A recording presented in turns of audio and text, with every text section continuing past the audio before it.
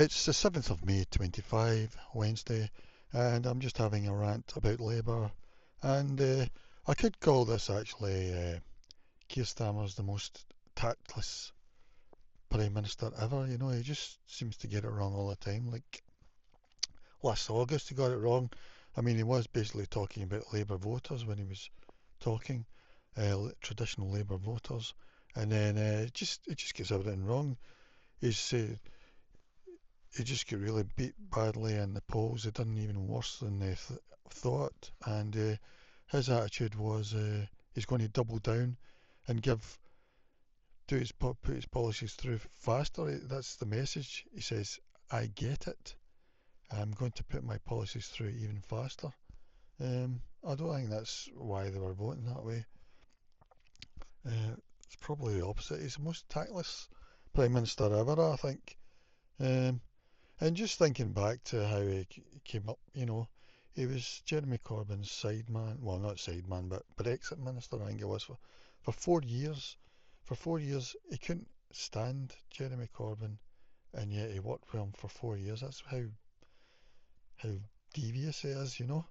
And then he's given the American president a royal day out or whatever, the second one he's going to have. And he does this quite a lot. He done it with Emily Thornberry, who was his loyal spokesperson in Justice or something, shadow minister. And then the day he became prime minister, she was the only one that he didn't make a minister. And if he felt that way, he should have never taken her at all. You know, he should have told her long before that. And then also there was two MPs when the general election was called. There was one MP told you you're not going to sit for Labour again at this election, and then there was an upcoming a chosen candidate. He said you're not going to thing me. So they've all went through this process, and he personally, on the day of the election, tells them they can't stand. And he done that. He waited until the election was called to do that. So that's devious again, you know. And the lady who was the standing candidate, she nearly beat the Labour candidate. And the other guy, I don't know about him. I mean, personally, I would have got rid of him as well. I would have liked, but I would have done it the fair way, well before a general election. So he's a very devious person in that, he's getting everything wrong. And but what I want to talk about as well is in polls, I don't think Labour have a mandate, even to lead the country, never mind have two-thirds of the votes in Parliament, because you get two-thirds of the MPs on about 34% of the vote of 59% of voters, one of the lowest turnouts ever. And Jeremy Corbyn actually beat him both in vote share and in vote percent and in number of voters. Both times actually, number of voters Jeremy Corbyn beat Keir Starmer both times. Um, One of the times he got one of the highest ever, I think. I mean, Theresa May, I think, has got the highest ever in 2017. It's hard to believe, but her and Jeremy both done really, really well at that election in voter turnout. And I think Theresa May's got the highest ever. Then maybe it's John Major. And Jeremy Corbyn wasn't that far behind in 2017. And then 2019, Jeremy Corbyn still beat Keir Starmer on votes, number of votes.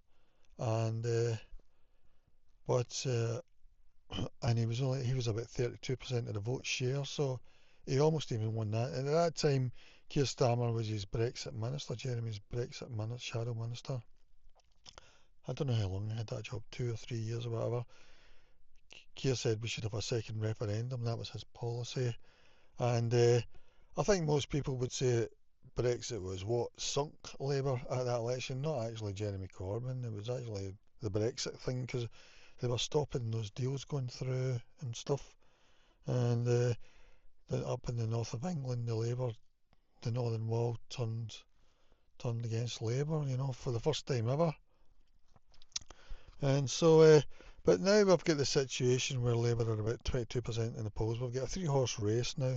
And personally, I think, as a rule, if in most of the polls you're under 20%, consistently, say for a month, 2 months, or whatever, you should have to call a general election because you really don't have any mandate.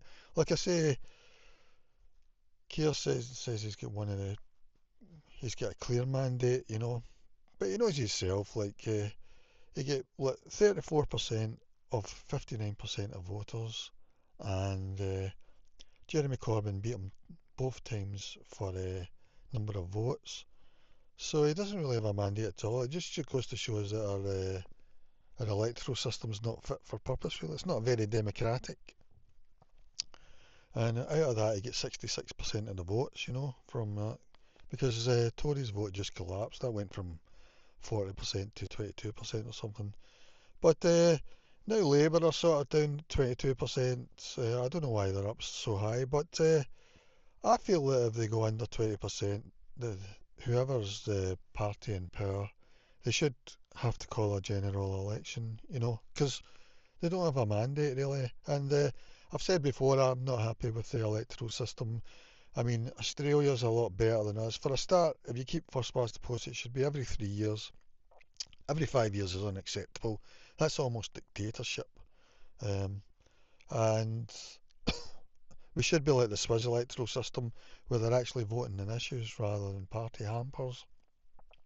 Parties and the party hampers. I don't agree with the party hamper system in the slightest, because a lot of things they say they would do, they don't. A lot of things they never mentioned, they do.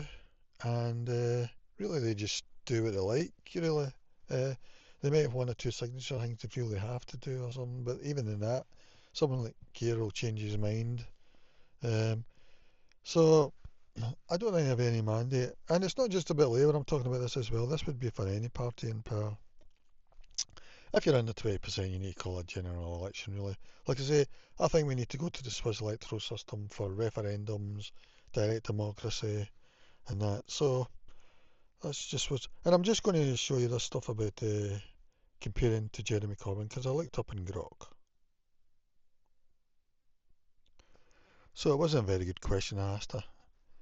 But anyway, compare Jeremy Corbyn's percent vote and total with Keir Starmer. So I was talking about national level. Uh, so let's see. General election 2017, Jeremy Corbyn he get 12.8 million votes, 40% of the vote share. I mean, that was the same as Boris, I think, who won in 2019 in vote share. Seats won 262. And but Theresa May get I think she get the most votes ever, which is hard to believe now, really, isn't it? But that seems to be the way things going because John Major I think, get the second biggest vote share or vote number, or he might even still be top. And I think what happened there is the people don't like the other leader, and that time it was Neil Kinnock, this time it was Jeremy Corbyn, but a lot of people also like them as well, or I'd say in Neil Kinnock's case it was more that Labour voters were a bit inspired. With Jeremy Corbyn, he seemed to be a sort of cult, and that's another thing. Where's the young Keiristas or whatever you want to call them? He doesn't seem to have any activist support in the slightest. There's no, you don't hear him talking about Keirites or whatever.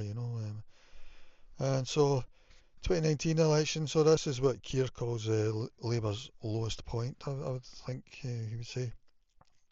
Total votes 10.29 million.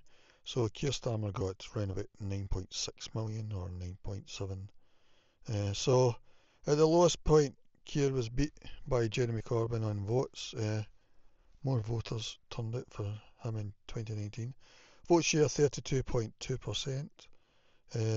Keir got about 33.7 or 33.8. So 33.8, take it. So you only get a percent more, So I mean, he's not really got a mandate at all, really. And then you can see that Corbyn won 202 seats in 2019, and this time on a lower votes, Labour get 412. I think that's the second highest number ever. So there we go, 63% of seats with a lower vote share than Corbyn in 2017 and fewer total votes than both 2017 and 2019. The low turnout, 60%, second lowest since 1885, and a fragmented vote with Reform and others gaining traction contributed to this. Labour's seat gains were partly due to a Conservative collapse and tactical voting. Yeah, so that's just what I wanted to say anyway. So what can be done? Well, we need to change the electoral system to direct democracy. Look at the Swiss electoral system. Even the Australian one's better if you're still wanting party hamper types, but I don't agree with it really. But yeah, we definitely need proportional representation for a start. But to the Swiss electoral system, quarterly referendums, petition referendums, all that sort of thing. Yeah, I would say Switzerland's the only real democracy in the world, really. So that's what I'm saying, and so that's what you've got to ask your MP you want or whatever. Because at the moment they're really in total power, total control, you know. So that's my rant. I keep a rant playlist, so I'll put the link in my description thing. Okay, bye for now.